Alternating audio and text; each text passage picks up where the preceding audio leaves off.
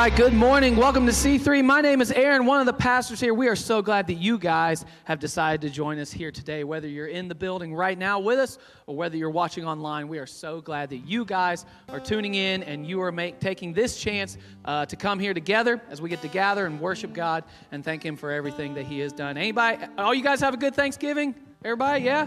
Good?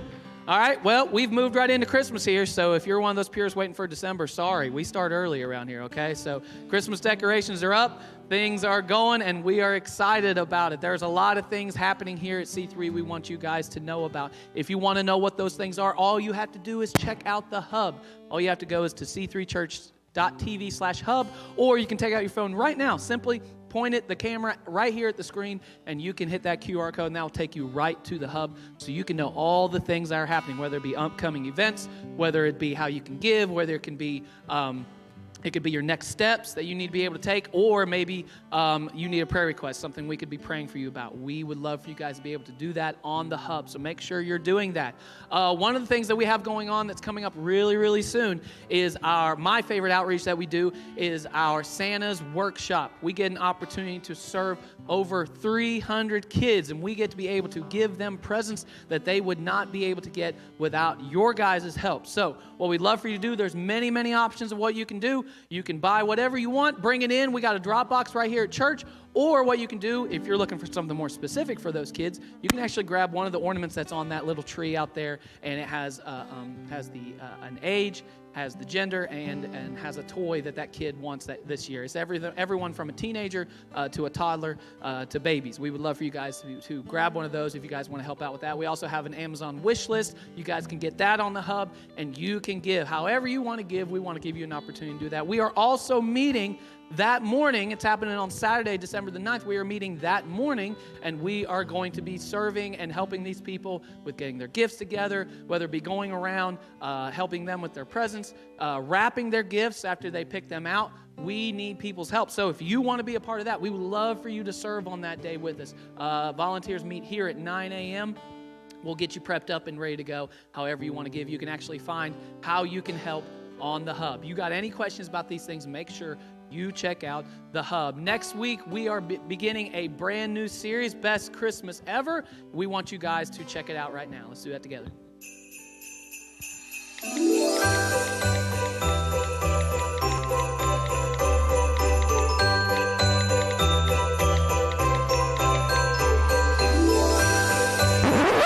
Do you smell smoke? I thought you turned the oven off. I thought you were going to turn it off. I gave you one job! What's going on over here? So we're going to be talking about how many things maybe from the outside look like they're perfect, but when you actually start looking a little closer, things get a little chaotic around the holidays. So make sure you join us for the Best Christmas Ever starting next week, December the 3rd. If you ever want to know how you can live out the life that God has for you, we always want to let you know we have the Epic Life app. We would love for you guys to get on that app. All you got to do, hit the hub, and you can go on there and find the app, and you can find how you can be living a life with a purpose, because this is a great time for us to be asking the question, what is it that God wants me to do with my life? So make sure you're checking all those things out. We're looking forward to a great time together as we get to sing, but I am going to pray, and then we're going to stand and sing a couple more songs together. Father, thank you for this opportunity to be here this morning. God, we ask now that you be with every single person who is watching, listening, here in this place as we worship together and as we open up your word and we learn from you. God, help us to know that your truth trumps everything else, God, and that we need to understand what it means to live out a life for you. And it starts with us just having an open ear and an open heart to you. I pray that every single soul would be open to that, God, and that we would move closer to you than when we walked in this place or when we started watching. Watch over every single one of these people here. Help us as we sing together to draw closer to you. We love you. We thank you. We ask all these things in Jesus' name. And amen.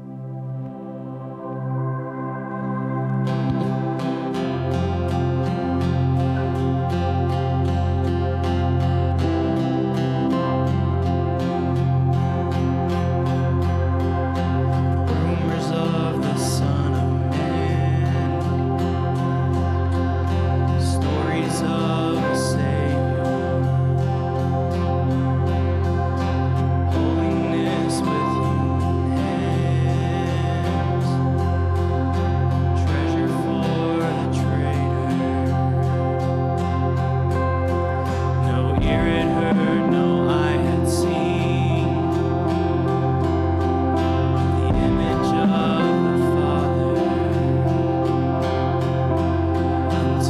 heaven came to live with me. A rescue like no other. You are worthy. You are worthy of your name. You are worthy. You are worthy of your name, Jesus.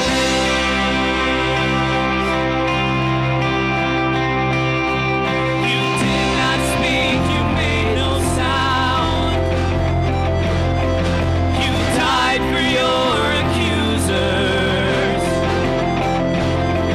And as your blood fell to the ground, you redefined my future. And on the day that you arose, the darkness ran for cover. 'Cause the King of Kings has made his throne. Now until forever, you are worthy. You are worthy of your name. You are worthy. You are worthy of your name, Jesus.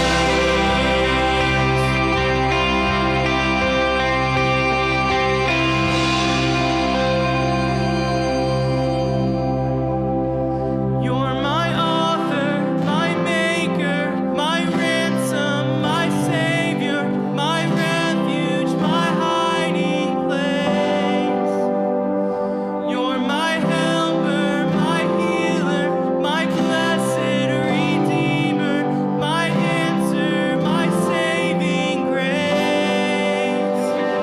You're my hope in the shadow, my strength in the battle, my anchor for all my days. And you stand by my side, and you stood in my place. Jesus, no other name.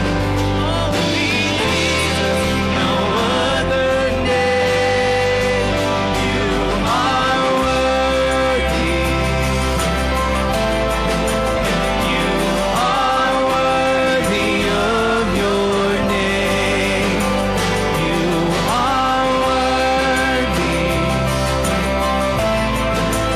You are worthy of your name.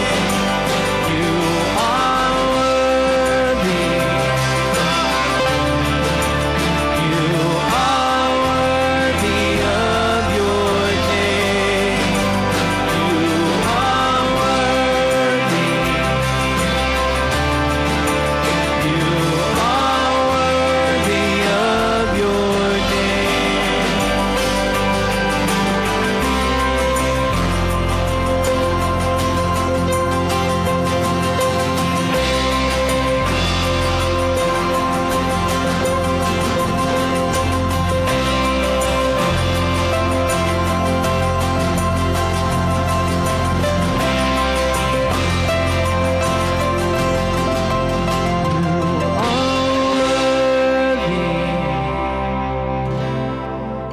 You are worthy of your name. You are worthy. You are worthy of your name, Jesus. God, help us to remember that you are the only one worthy of your name. Lord, help us to meditate on that this morning. Help us to be receptive of your word. It's in your name.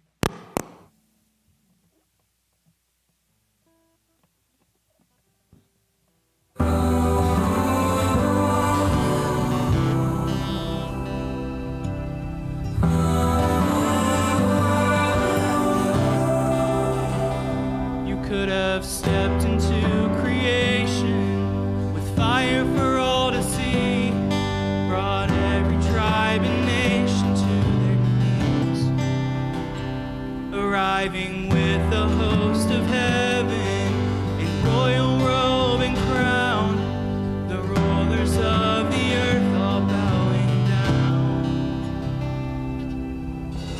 But you chose meekness over majesty, wrapped your power in humanity. Glory be to you alone, King who reigns from a manger throne.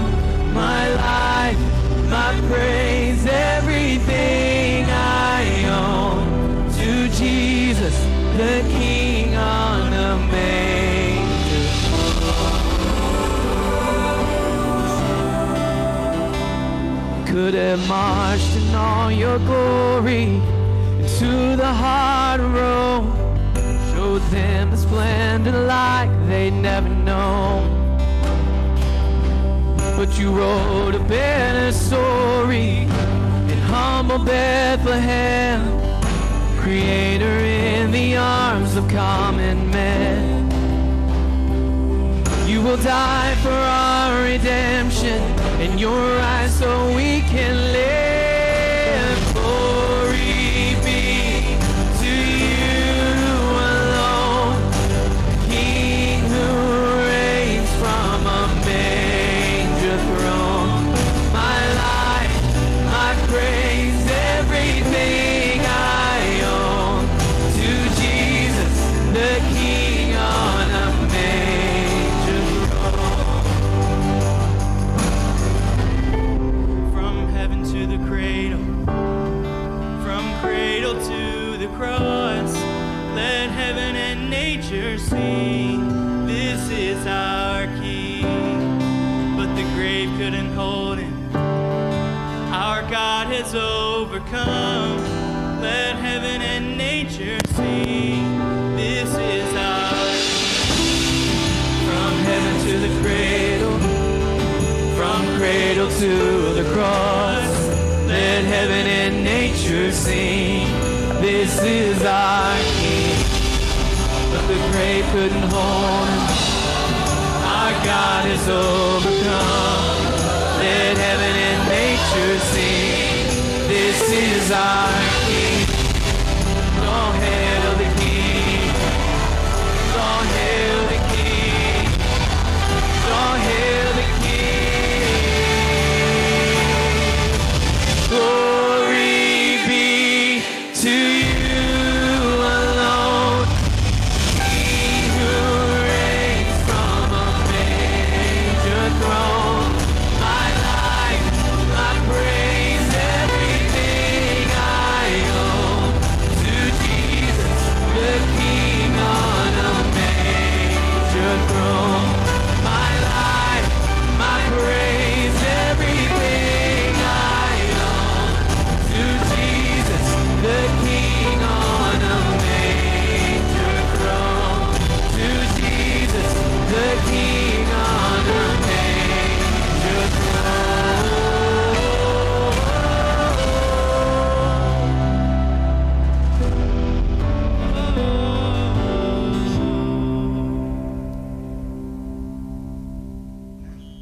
Have a seat.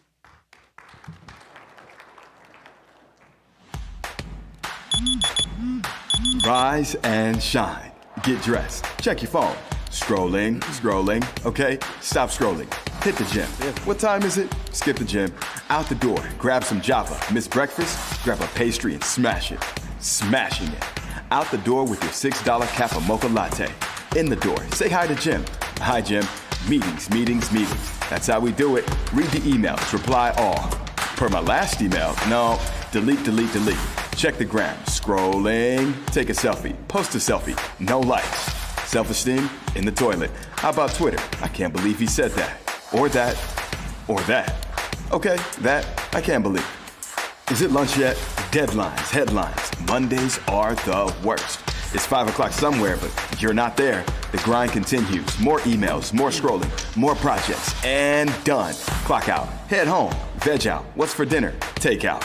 Again. Eat, sleep, do it all over again. I gotta ask. You good? All right, well, happy post-Thanksgiving. Any happy campers in here this morning because of a game yesterday? Ugh. Okay.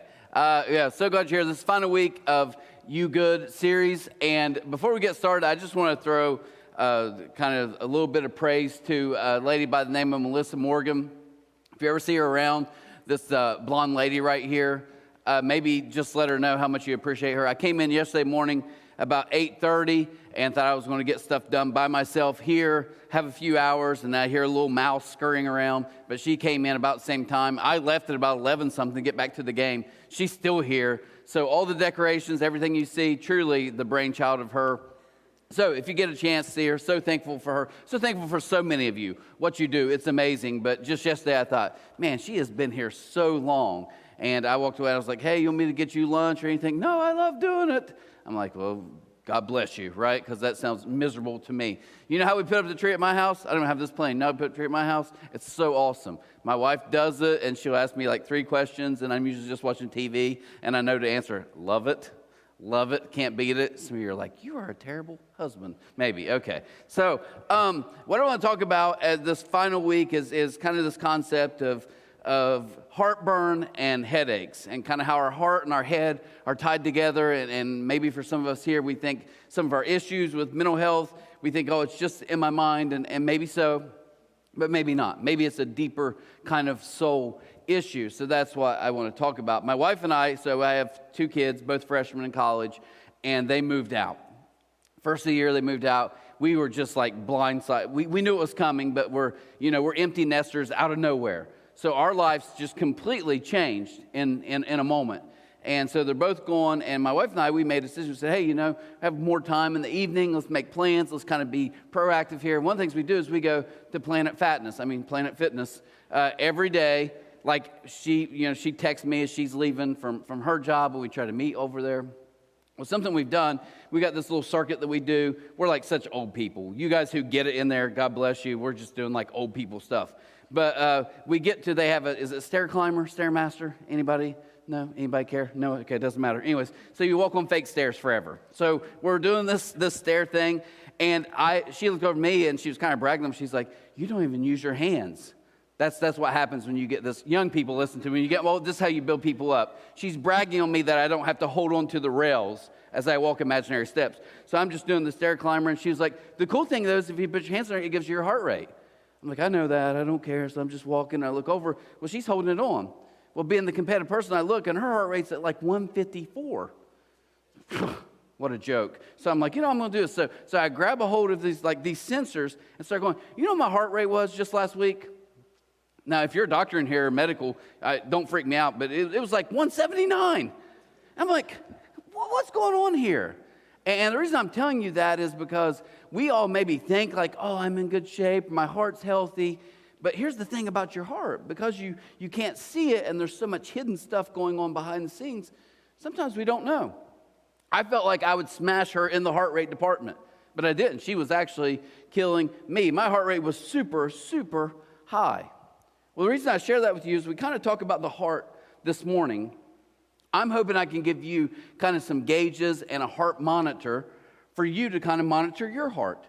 And there's some things that we're going to get to here in just a second that are really, really a big deal with your heart. That's why Jesus always talked about why the heart was so important. Matter of fact, he said this in Matthew 15. He says, but the words you speak come from the heart. That's what defiles or pollutes you. You know what pollutes your life? Jesus, like, it's not the outside stuff. It's not all this. It's your heart. It's from inside. That's the thing you got to kind of guard, because that's what the enemy will attack. So I want you to hear this. I'm thinking for a lot of us here, we don't realize how profound this concept is. And I can tell you why I know that, because you do the same thing I do. Have you ever got like really angry, really stirred up? And by the way, when you take something, if you take like water, and you're like, oh, it's so clean. Then you start like mixing it up in a bottle, and you're like, what's all that junk from? That's kind of like your heart is. Sometimes it has to get stirred. So you get really worked up. And here's the phrase that you say. What do you say? Get really worked up and you're like, I can't believe I said that. Well, that's not true. It's been inside of you. What you should have said is, I can't believe I said that out loud. Right? I mean, honestly, it's in me. I've been worked up with this person for months. And then all of a sudden, one day they say something, I blow up and people are like, oh, I can't believe he said that. No, you shouldn't believe that I said it out loud. It's been brewing and stewing in my heart forever. So I'm going to give you the concept before we get in the book of James. And we'll go through to chapter 4 and kind of go through several verses there. But this is why it's important. If you really want to fix the disease and kind of the stuff in your heart, you have to go to the source. Okay, so that's the concept. We got to get to this kind of heart level. If I want to fix the disease, then I first have to fix the source. I have really high cholesterol. Now, if you're a doctor, you're really freaking out. You're like, okay, your heart rate's too high, you have cholesterol, you are literally a ticking time bomb on stage today. Maybe, I don't know. But I'm talking with a nurse prac who's basically my family doctor. This has been a few years back. And she's like, hey, cholesterol's really high, and you need to get that, and you're kind of getting to that age, blah, blah, blah, blah, blah, blah. But she said this phrase. I think she thought I wasn't taking it serious. So she had to double down a little bit. She's like, I care about you. I just don't want you to be running one day and just drop over dead. What? But I had to come back. I was like, that'll never be me because I don't run, right? Works. But anyways, that's what I want to kind of talk about is this source, this thing. So I found this stat. Okay, we're heart and then we're moving, I promise. Most heart disease and stroke deaths, and a friend of mine who's kind of high up in the medical field has told me this before, they're preventable. However, cardiovascular disease remains the number one killer and the most expensive disease costing nearly. You're like, did I come to a science fair today? Here's why I'm telling you this, okay? I think your heart spiritually is way more important than even this. That's important. That's a big deal. Let's kind of work on this. But here's why I show you that stat. I think the spiritual stuff in our heart can easily be fixed too. There's actually easy answers to it. But for most of us here, we're like, you know what? If I don't deal with it, then it's going to do the same thing. It's going to cost me a lot. It may cost you so much in your life. It may cost you relationships. It may cost you a marriage. It may cost you friendships. It may cost you a job. You go down the line. This is how serious of a deal this is. Why is that? Because you, like myself, believe the lie. I love the verse in Romans 1, and we're getting to James. Romans 1:25 says, they exchanged the truth about God for a lie. So what James is going to do, James is actually going to walk us through kind of this setup. And he's going to give us some lies that if we're not careful, he's kind of getting to the heart level that we're going to believe. So I want to give you today kind of the 4 really big lies that James is going to talk about. Okay? So we're in James. If you have a Bible, you can go there. If not, it'll be on the screen. So we're starting James 4. So what are they? The first one is guilt. Guilt. See, guilt can be a terrible, terrible heart disease. Why? Because guilt says, I need to fear others. What do you mean by that? Guilt means I can't really be honest with people because I've got to create this fake image, Trent, that none of you can really know about. See, I can't really tell you when I'm struggling. I can't tell you when I made a mistake. Why? Because I fear your opinion of me. Jesus talked so much about this. He was like, listen, he called it the fear of man. He's like, it literally will wreck you. It will wreck you. Now, some of you in here, you're like really abrasive and you love like conflict. And you're like, I don't care about that. You don't. And some of us who watch it, we're like, man, that's kind of awesome. I have a little brother like that. I've watched him before walk in. Everybody's kind of thinking it and no one's really saying it. And he's just like, here's the deal. Do it. And he throws it out there and he smokes a cigarette and walks off. And you're like, thank you. It's awesome. I watch him. I'm like, I kind of wish there's part of me that have that. Problem with you guys, though, you got to be careful, is you can be a jerk all the time, right? And that's not what Jesus was saying. But he's like, some of you got to be honest. Do I really fear? Do I fear what people think about me at work? Do I fear what people think about my kids all the time? Am I consumed with this concept of just fearing others and their thoughts? He starts out, he says, what is causing the quarrels and fights among you? Don't they come from the evil desires that are at war within you? James 4:1.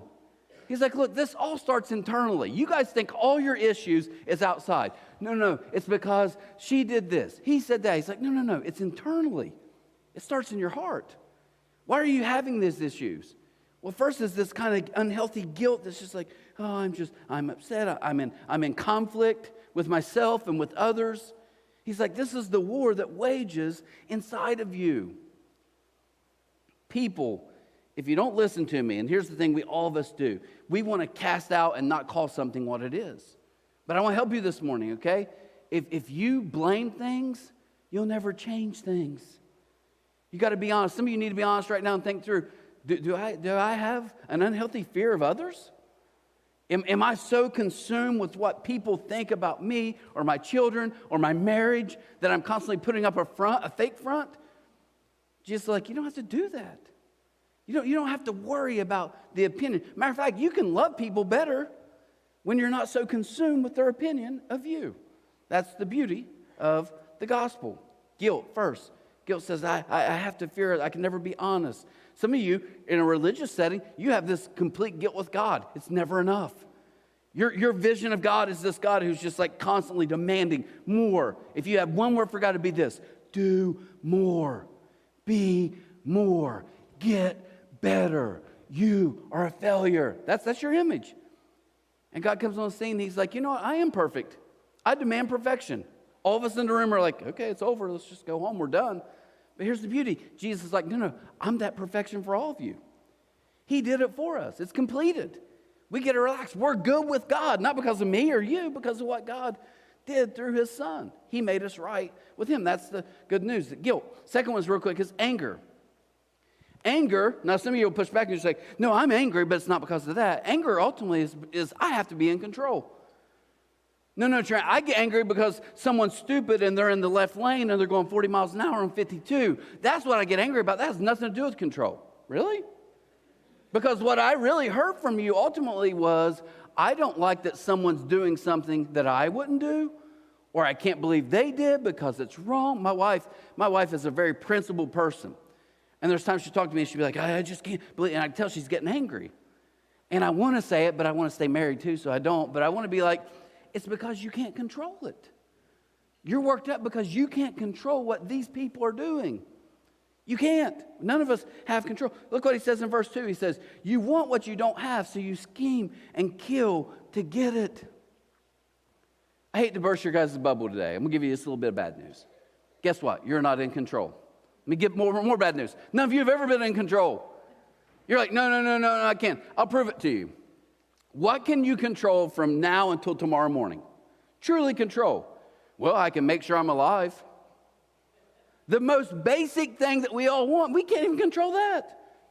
So it's an illusion. I'm not in control. Now, I'm going to get some good news here in a second about that whole thing. But anger says, I'm mad because I expected this person, I expected more of them, and they're not doing it. I'm mad because she did something to me.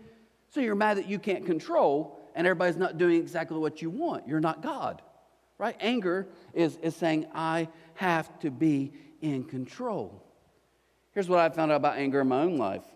You see, I'm so consumed with trying to control that ultimately anger starts controlling me.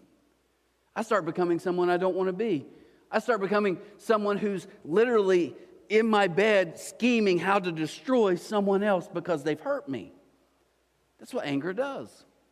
I was telling the guys I work out with, I didn't have this notes, but I'll share it with you super fast. There was someone who did something to a family member. Now, not some of you have had awful stuff, no, but it was bad. It was bad. It was enough to really kind of hurt me at like anger at a deep, deep level. So what happened was I kind of went to spell at night where I would be kind of plotting how to hurt this person back. I knew it was wrong, but I didn't care. It felt good. I kept feeling good, right? It made me feel good at night to plan, like, oh yeah, if this would happen, and this could happen to their family, And I was telling one of the guys I work with, he's in there this morning. I'm driving one day to meet some guys in Willersburg, and I start praying, and I've never had this moment much, so I'm not trying to be super spiritual, but I'm praying, and I'm just like, yeah, God, you destroy him. I'm putting it in your hands. And then I'm like, that doesn't sound good, praying. So I'm kind of this conversation in my head, I'm like, okay, God, just give him what he deserves. That felt good, right? I mean, you guys in the room are like, yes, that's all I want. I just want God to give everybody what they deserve. And as soon as I said it, I felt good. I'm like, that's it. You're the boss. I'm not. Just give him what he deserves. And I promise you guys, this does not happen very often. I almost felt like just a voice in my head telling me, saying, do you want what you deserve? You want me to give you what you ultimately deserve? And instantly in my mind, it leveled the playing field. I was like, I don't. God, I don't. And it helped me see this person through a different lens. Not too long ago, I actually had to be with this person for like an hour plus. I was like, God, you got a great sense of humor. But you know why? I didn't want to destroy him. I didn't. I wasn't thinking of ruining him. Like, God, thank you, because you know what? I don't want what I ultimately deserve. So thank you for that. Real quick, jealousy. This is the one I struggle with the most.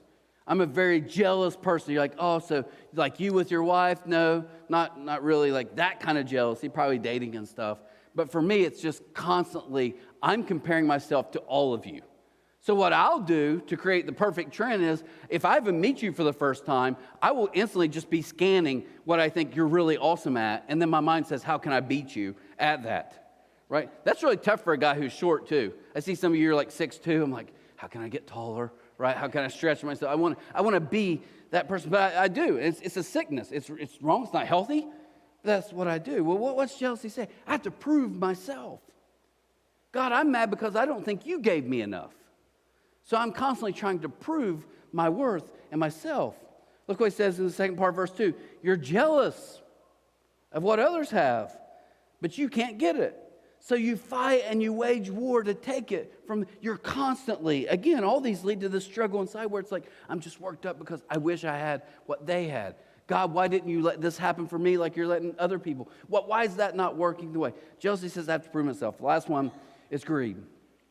Greed says I have to get more. I have to get more. I'm never satisfied. He says, look at verse 3. You don't have what you want because you don't ask God for it. And even when you do ask, here's kind of the issue. You don't get it because your motives are wrong. You want only what will give you pleasure. You only want things that benefit you or your family. And he's like, you know what? Sometimes as a good father, I don't give that to you because it's not good for you. When you're in the checkout line with some of you have, young kids like 4 and under, probably for my kids, it was like 14 and under. But they're just like literally sitting there like, oh, can I get this? Can I get this candy bar? Can I, I can't give you everything you want. Not because I don't love you. It's not good for you. That's what he's saying. He's like, even if I gave this to you, it wouldn't be good for you. When I count other people's blessings, I lose sight of my own. You know that? When I start just comparing everything about you, here's the worst part that happens for me. I start getting like, oh, I want more. I wish I had what they have. And I start forgetting all the good things God has actually blessed me with. Let's finish out these last 2 verses. And James says, he gives grace generously. And as the scriptures say, God opposes the proud, but gives grace to the humble. So humble yourselves before God. Resist the devil, and he will flee from you. God opposes the proud, but he gives grace to the humble. If you walk outside, we have a core value that says we take God really serious here. I know some of you probably walk in and you're like, I can't believe, I don't like the way they dress. I mean, whatever. I've heard all these spills before about music, about clothing, and I get it. And if that's a preference, man, you do you. I'm that. But understand where we're coming from. We take God really serious, but we don't take ourselves serious. You see, I think that's when you get in that weird kind of religious mode. It's like, no, you don't understand. I do. It's like, who cares? That's not how God works. Look what he says. He says, you want grace? I'll give it to you as much as you want. But I give grace to the humble. Think about this for a second. How did Jesus operate? I'll give you a homework assignment. This will change the way you'll read the New Testament the rest of your life. Just read the books about Jesus, the 4 Gospels, and tell me this. When he approaches someone who literally is like, no, I'm good. Jesus, I don't think you've heard about me. I'm quite religious. I'm very right with God. I'm doing all the right things. I'm super spiritual, Think how Jesus reacts to them. He will always pick something to like literally just decimate them. Remember the rich young ruler? He comes to Jesus. He's like, Jesus, I followed all the commandments. What must I do to be saved? Jesus is like, sell everything you've got. Oh, I can't do that. Jesus is always pushing people to realize you don't have it all together. But watch him with someone who's broken. Watch how he reacts. They can be the worst of the worst, but when they're like, I know, I'm broken, they're humbled, and he's like, no, I care about you. I want to give you grace. Jesus always gives incredible grace. Why? Because he's God in the flesh. But to the proud, He literally comes at them very, very hard.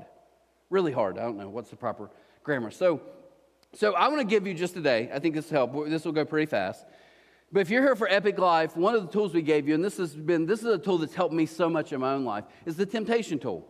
And we talked about Jesus and when he was tempted by the enemy, and there's kind of 3 root temptations, but I want to give you the good news of that, okay? So what is the good news? Let's kind of break down how the gospel, God's character helps all of us here. I just want to give it to you real quick, okay?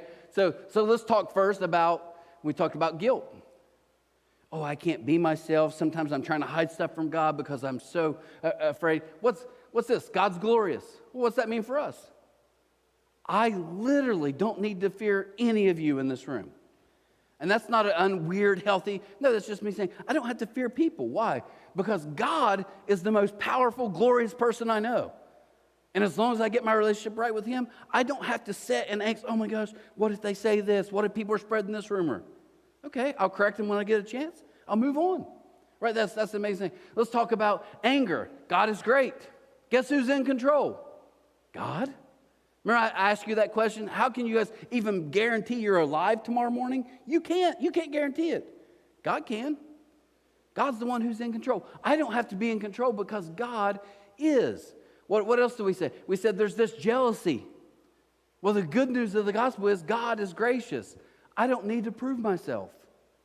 God already approves of me because of what Jesus did. I don't have to keep striving and working and doing more. And then what's the last one? We said, as we want greed and we want more, God is good.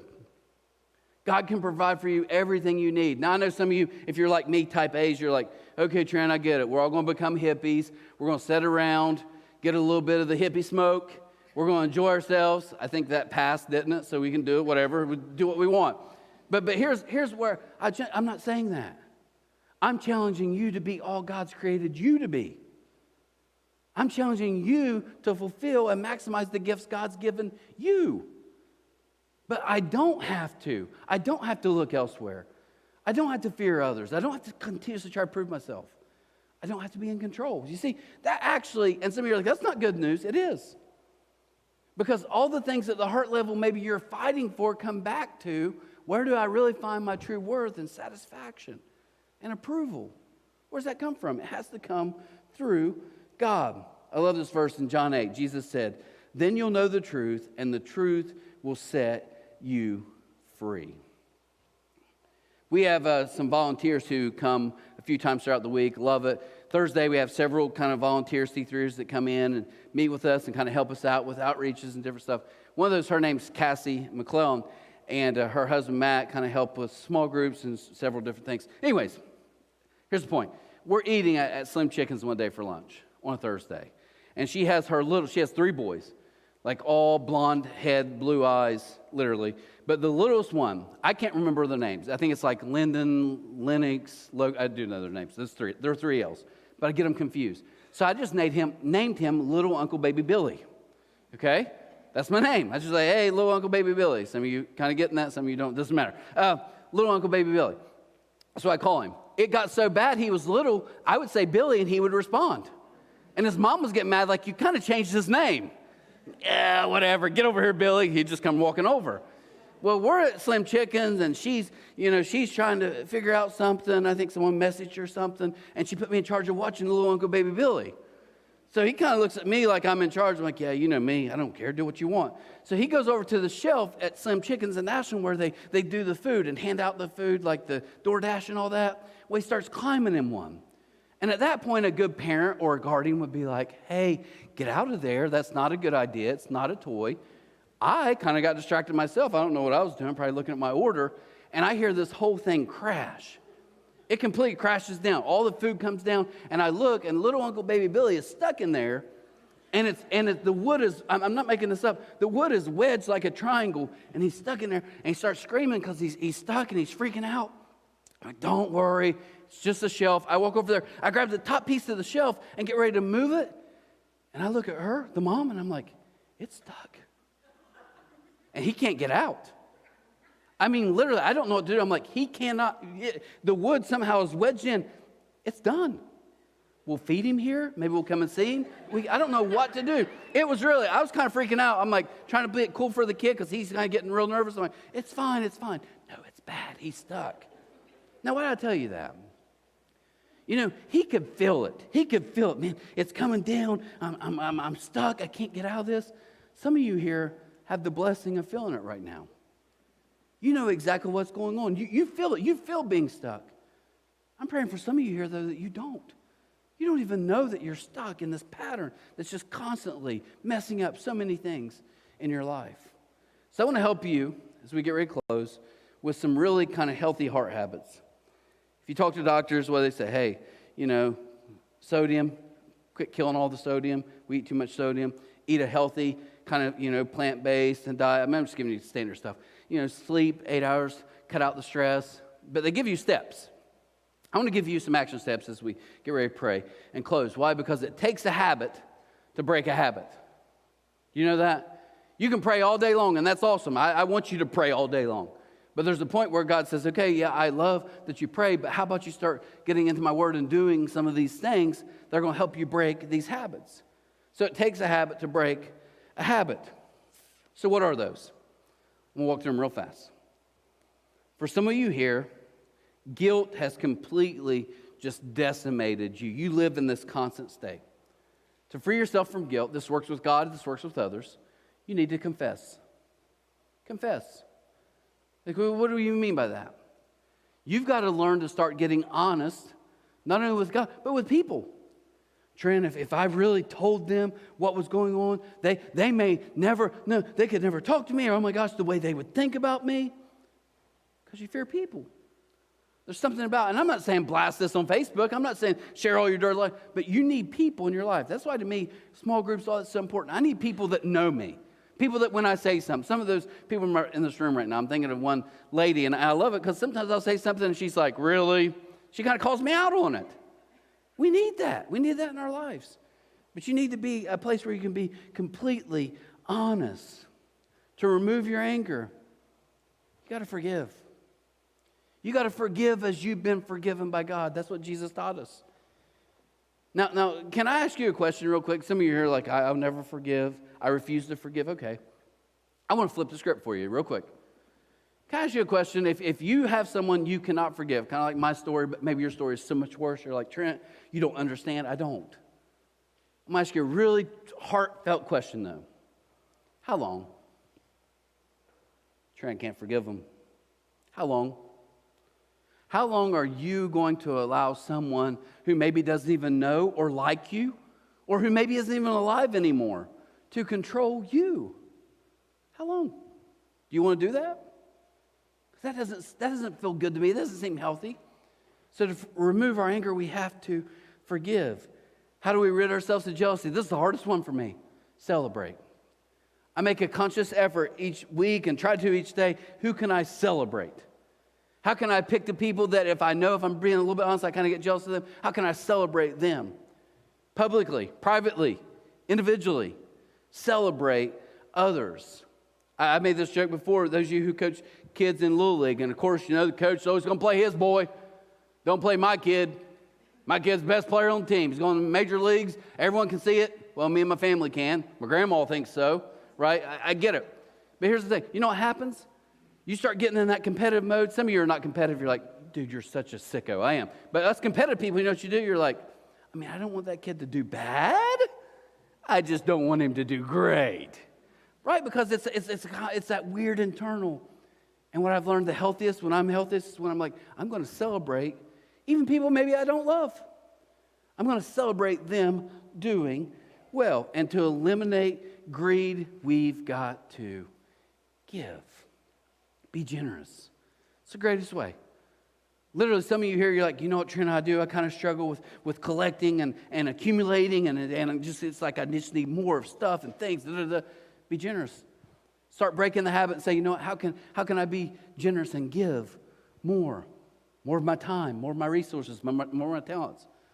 See, those are the secrets to these healthy heart habits. Why? And I wrote this down because the value of a life is always measured by how much of it is given away. So, as you get ready to pray, and I want you to hear this, you will live out what you believe in, even if it's not true. Think about that for a second. All of you in this room, including myself, are going to live out what we truly believe in, even if it's a lie. That's why Jesus said, I just want you to know the truth because it's going to make you so free and so light and live so much better. So Thanksgiving, my grandma's house. Grandpa's passed away. You can tell it's starting to get smaller, and it's kind of sad to me, but I mean, it's fun. But my family's there, extended family are there. We're in the basement of this church in Greenup, Kentucky. That's where we always have it. And we're talking, eating, and I'm talking to my little brother, and he's a knucklehead. Complete knucklehead. He said so many inappropriate, stupid things. I don't even want to get into it. But in the middle of that, he kind of just tells me the story. And I'm going to give him and his wife credit in this service because they're not going to hear it. I'm not going to say it the next one if they show up. Okay? One of the things I kind of marvel about them sometimes, and I never even said it to them, is I will have other people kind of come up to me and talk about how they helped them at some point. Man, they dropped off stuff and helped us out. House burnt down. They were like, I don't think it's my brother. He's a jerk. But it's his wife. She's a great person. She's generous. But anyways, awesome. He's telling me about this, and he's really not flexing, I promise. He's like, there's people that live in them, and they live out in the country. And he's telling me about their house, and he's like, I'm telling you, man, it is like, because we're talking about how there's like city poor and country poor, and they're worlds apart, even though they're the same. Anyways, so he's telling me this house, he's like, man, it's a little tiny shack, there's no heat, it's like little dirt floors. And he's like, but this family, there's like 30 of them out there. So he said, what happens is like the women and the grandmas and the little kids are all in this shack huddled in. There's this like wood furnace, whatever. But he's like, then all the guys live in tents. He's like, I'm telling you, man, psycho. And he's just giving me a spiel just like, man, because I was just talking to him about like my wife now, she's in the country. She's like, man, there's poverty in the city, but in the country, man, there's some tough poverty too. And as we're talking about that, he's going through his spiel, and he's like, my wife and I went there, and we're bringing diapers for the kids, which I thought was kind of just awesome. But he's sharing stuff. But here's what he said. He said, but you know what? They are so happy. And it wasn't even a point he was trying to make. It's like his own brain caught it. I'm sitting here telling you how bad it is. But as I get in my car and leave, I notice something. They're all happy. It's like they found some joy. Why? Because it doesn't matter your status. It doesn't matter if you've got a ton or you've got little. It doesn't matter if you got all the tools in the world or you got no tools. If you don't rid yourself of these habits where you can learn to say, you know what, God, I'm going to trust what you give me. You know what, God, I don't have to compare myself every day to other people. I don't have to be fearful of what people think about me every single day. You know what, God? I literally can just live in how you created me to be. Incredible freedom in that. That's the truth that I want you guys to live out. What his quote was? I mean, it's crazy. And he's even telling me none of us want to live like that. I said, man, they do have something. They're happy. Why? Because if you take care of the hard issues, it takes care of everything. So this morning, here's what I like to do. If you would join me for just a second, let's just pray. If you would just close your eyes. So I'll close our eyes for a second.